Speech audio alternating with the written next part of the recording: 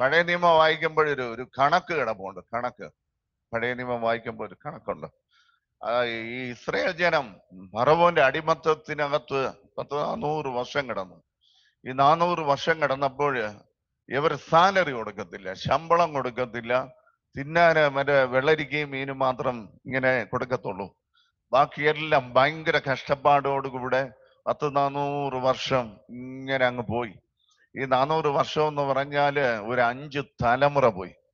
ഒരു 5 തലമുറ കഷ്ടപ്പെട്ട് അവിടെ അടക്കേണ്ടി വന്നു. അവരുടെ ജീവിതം അവിടെ അവസാനിക്കേണ്ടി വന്നു. ഹല്ലേലൂയ.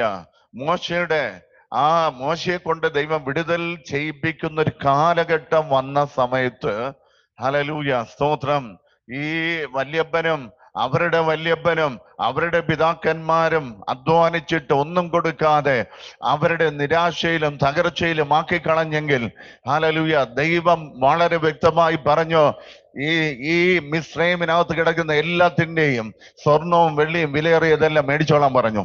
ദൈവവചനം പറയുന്നു, അവർ ബഹുസമ്പത്തോടുകൂടി ഒരു തലമുറ അല്ല, ഹല്ലേലൂയ, പല തലമുറയെ സാത്താൻ വഞ്ചിച്ചു കളഞ്ഞെങ്കിൽ അഭിഷേകമുള്ള രക്തത്താൽ വീണ്ടെടുക്കപ്പെട്ട